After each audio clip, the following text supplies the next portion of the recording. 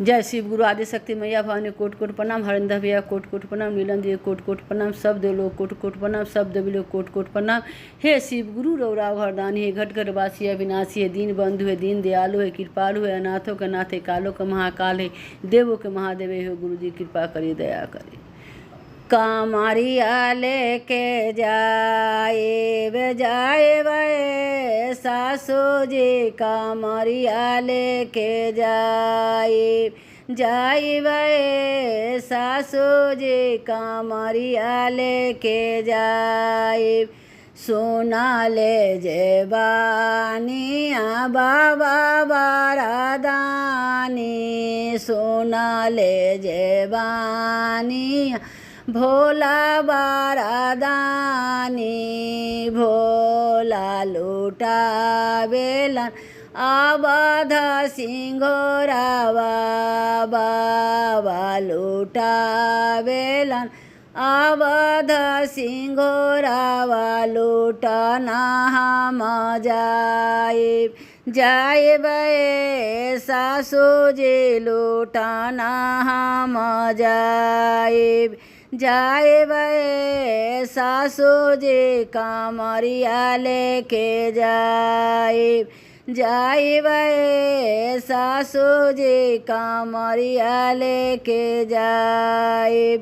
सोना ले जेबानिया बाबा बारादानी, सोना ले जेबानिया बाबा बारादानी, बाबा लूटा बेलन बेटावा पतोहिया, बाबा लूटा बेलन बेटावा पतोहिया, लूटना हम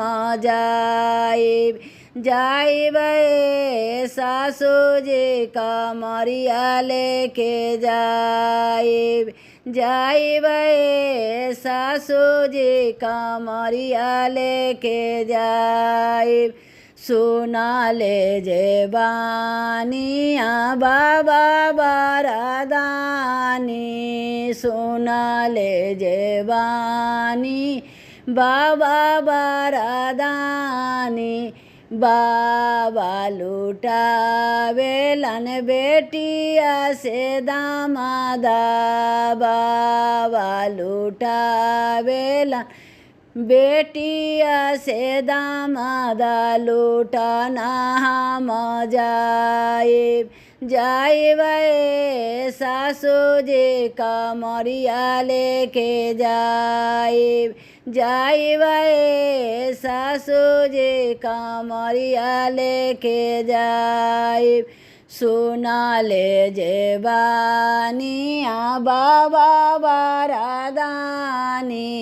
सोना ले जेबानिया बाबा बारादानी, बाबा लूटा बेलन पोतावा से पोतिया, बाबा लूटा बेलन नातिया नातिनिया, लूटना हम जाए वे सासू जी, कामरिया लेके जाए वे सासू जी, कामरिया लेके जाए।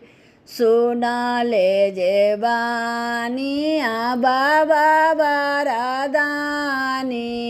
सोना ले जेबानिया बाबा बारादानी, बाबा लूटा बेलन आना धना लक्ष्मी, बाबा लूटा बेलन विद्या के भंडारावा, लूटना हम